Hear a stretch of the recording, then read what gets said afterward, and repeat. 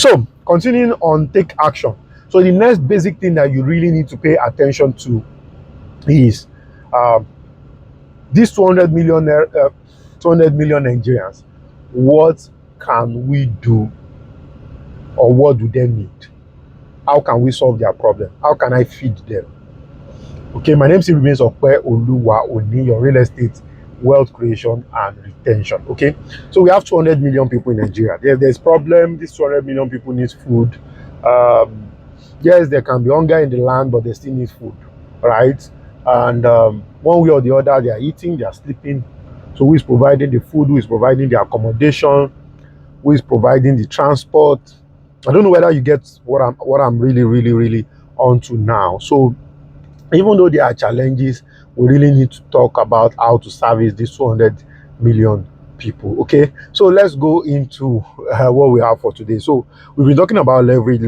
So today we'll just pick it about one of the actions that you really need to take is now you need to invest into real assets, gold, physical gold, commodity trading, um, cocoa, things. See, all those things that our father dropped, you need to go back to that. I was having a conversation with a friend yesterday, and I was talking about a ton of cocoa is now, I think, $10,000, and I was like, are you joking me, or you are serious in me, right? Because a whole lot of people are opening their eyes to export, and you see, the thing about our export is that it's so interesting that our export is very cheap because our nairas are cheap. Because by the time you convert it to you convert $10,000 about 12 million naira. I mean, how much you want to buy cocoa here now?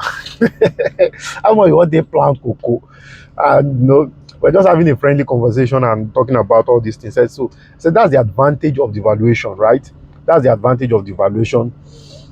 It gives you power when you export. It literally turns your effort into gold, right? So we really need to pay attention to it. So number one thing you need to do is that all this community, if you can't trade in this common, just go into agric. There's enough local guys, because you'll be shocked. Okay, let me give you this example. I've given the example before. There's this thing called vertical farming, growing food up and all of those things. And vertical farming basically means that you can grow a whole lot of crops, food, and all of those things in just a warehouse.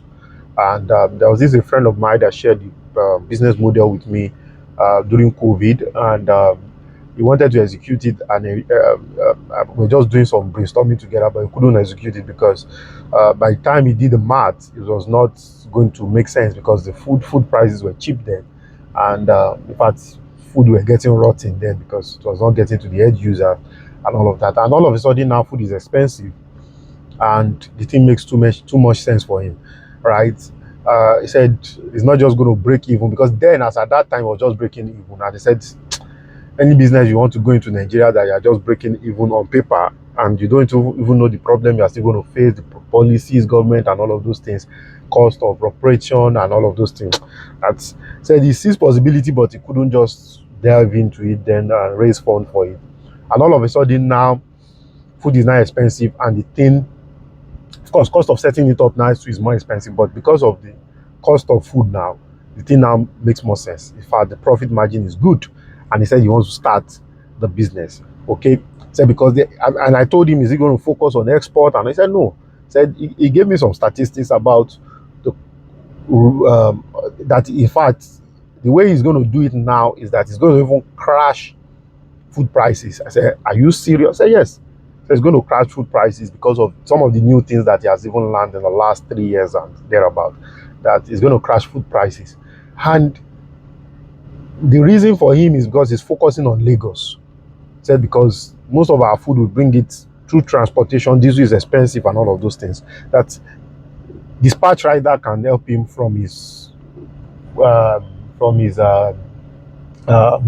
where he's planting some of these things, can distribute it to anywhere in Lagos. Said so that's what it's basically going to do. His distribution system is already out there, and people are going to pay for the dispatch rider. In fact, people are going to have subscription. It's going to be on basis on subscription.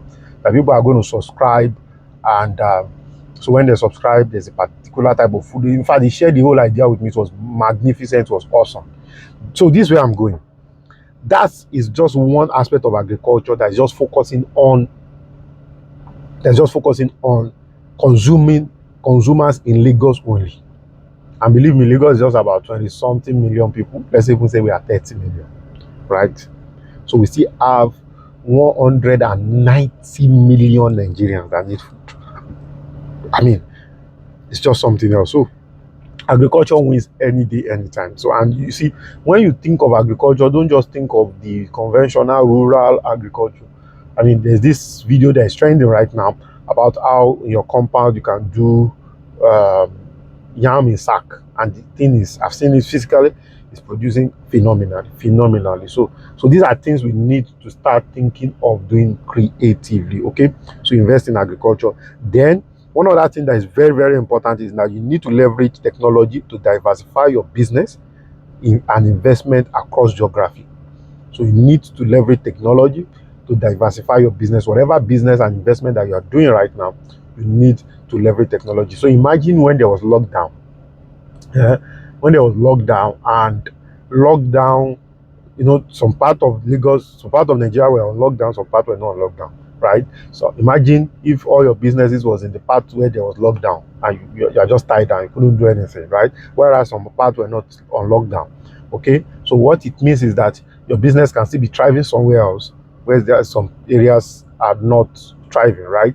So you need to diversify. And there are some countries that were on lockdown, some countries were not on lockdown, some countries did not even lock down at all, right? So that is the reality. So you need to start thinking beyond Lagos, beyond Nigeria, beyond Southwest, and technology can help you to do this. A whole great deal. I mean, I was having a discussion. Okay, we're having a conversation about a business of recent, and the person was saying that he wants to move to Abuja and Port Harcourt, and the reason why he wants to move to Abuja and Port Harcourt is because the cost of uh, uh, shipping or logistics to get people to get goods to the place is enough to even open a store there. So that means the market is already there.